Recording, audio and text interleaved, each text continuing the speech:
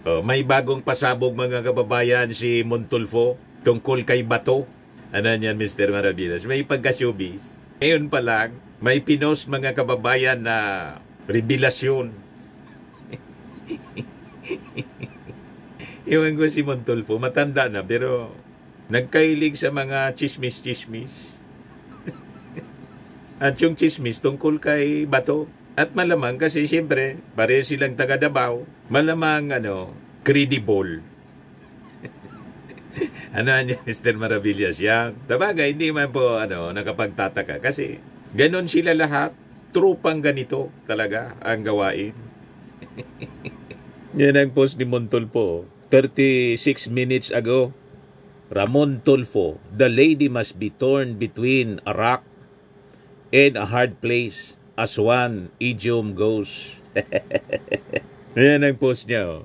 The latest is scuttlebutt or chismis. Bato is confident of re-election because he has a girlfriend who is a COMELEC official. Showbiz.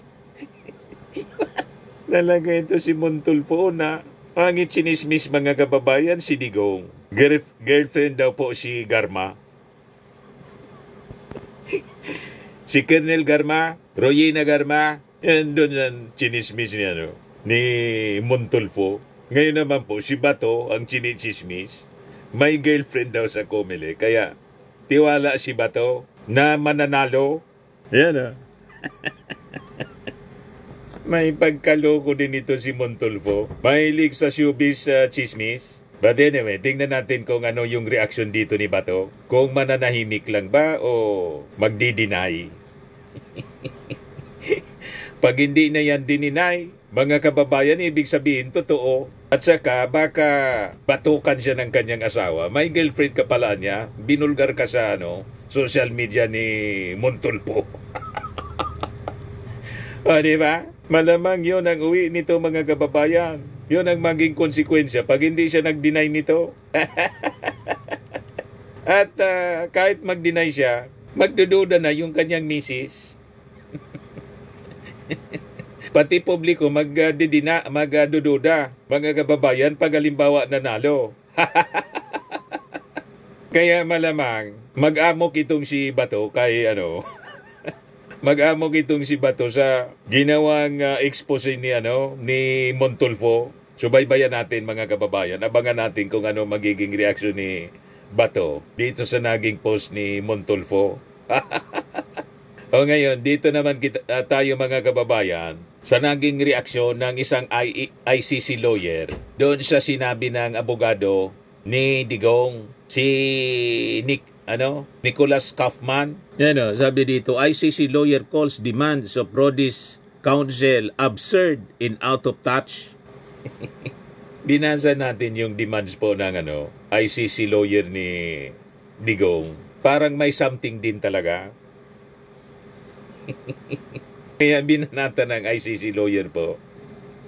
Sabi dito, International Criminal Court accredited lawyer Joel Botuyan has criticized the demands made by Nicholas Kaufman, defense counsel of former President Rodrigo Duterte regarding the identification documents needed for the victims of Duterte's war on drugs. Sabi po ni Botuyan, Kaufman suggested limitations on acceptable IDs for victims and the legal representatives are not only absurd but also show a blatant disregard for the harsh realities faced by the very people Kaufman's client has victimized.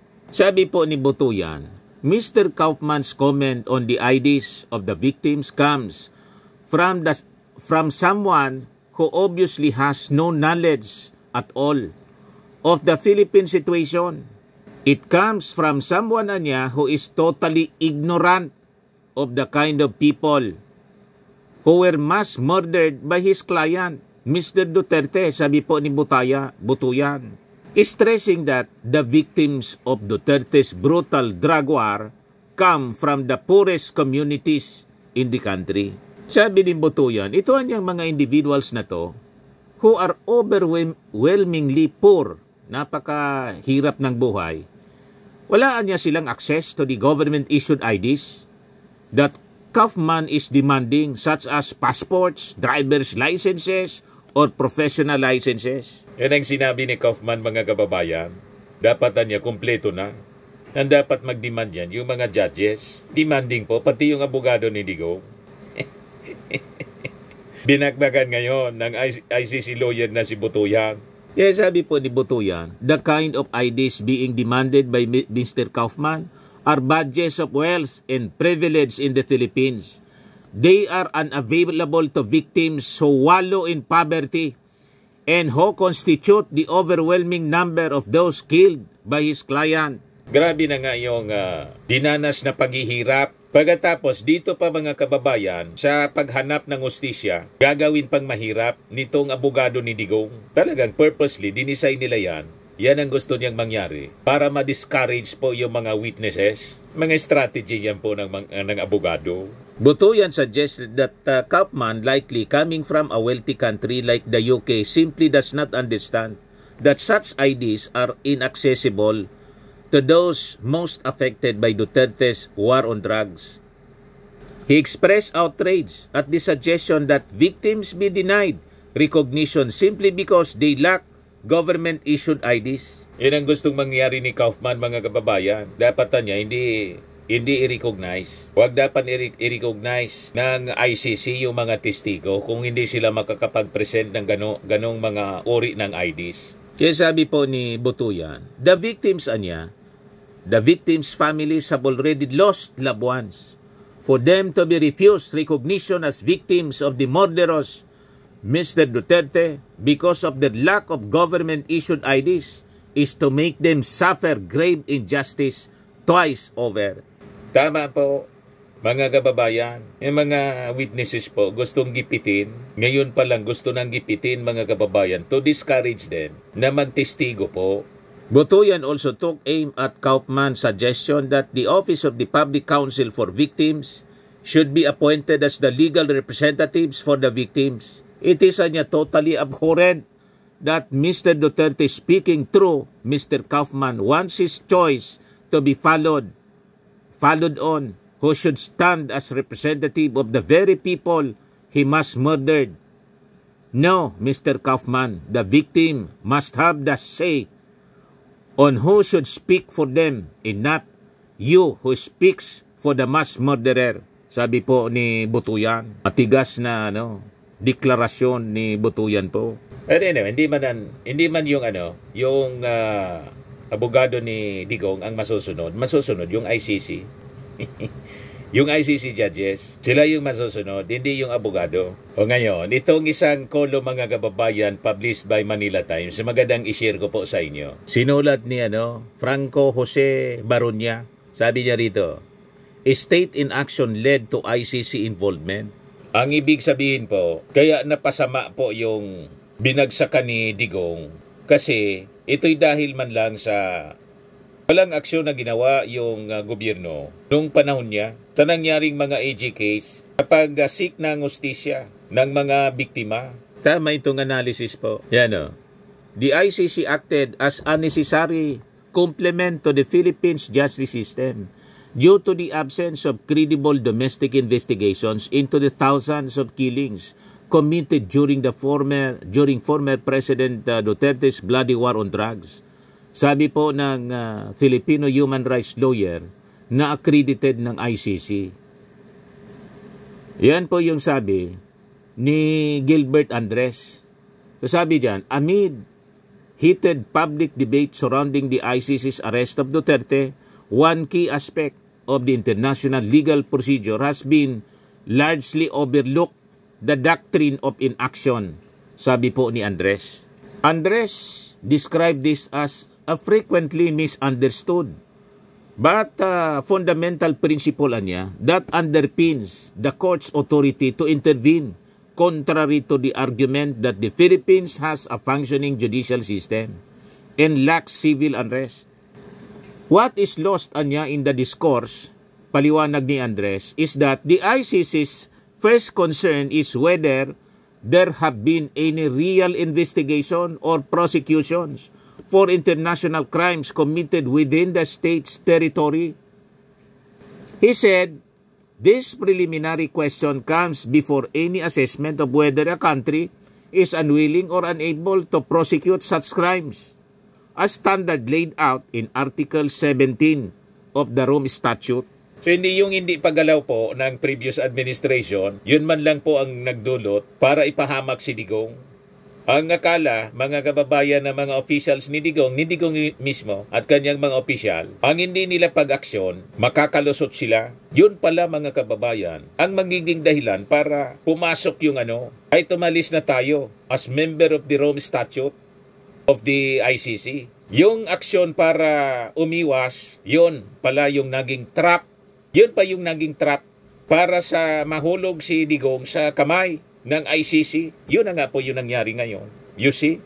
Talaga po sa sabi nga ng marami, gumalaw na yung kamay ng ating Panginoong Diyos para tuldukan po yung pagmamalabis.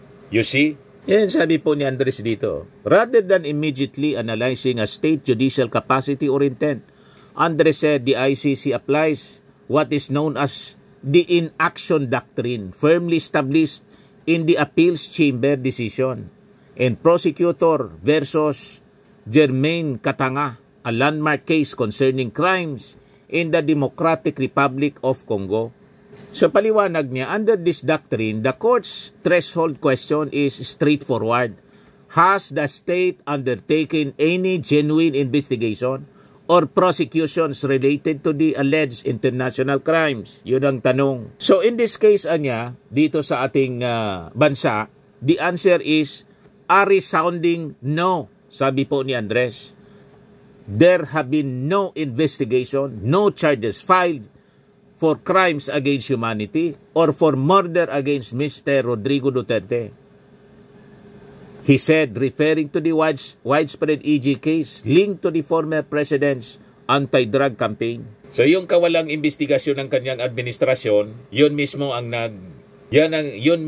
sumilo sa kanya. Naging trap niya mismo yon. In effect, ganun ang nangyari sa kanya. So paliwanag ni Andres, if the state is not actually investigating or prosecuting, then the ICC will enter into the picture.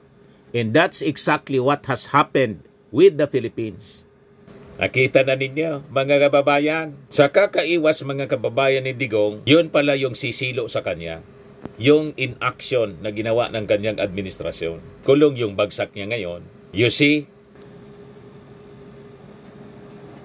At itong ating programa mga kababayan, atid sa inyo nitong ating mga sponsors. Firmax Firming and Lifting Cream. Pinapay po sa mga pulses in affected area. Mainam po ito sa mga pains at paninigas ng mga kaso-kasuan. Ito sa mukha naman yung application, anti-aging, Automax po siya. Ito ay Glow Zero mga kababayan. Whitening po siya. Made in South Korea. Ito naman po, Ningxia Red Mix Fruit Drink. Gawa po siya sa goji berry. May anti-cancer properties po siya. At sa mga nagana po ng malinis and spacious fitness gym, pumunta lang po kayo sa aming Colossal Fitness Gym. May Grab car rental din po kami. At bills payment po sa aming office. At saka sa mga mahilig po sa mga imported bags, manood po kayo sa live selling ni Madam Aileen Rosales sa kanyang Aileen Closet po. Pati mga shoes, ito yung kanya po. Ito yung kanyang page. Kita ninyo, napakagandang mga online selling po siya. Si Madam Aileen Rosales. At cellphone number niya po, 773-798-7816.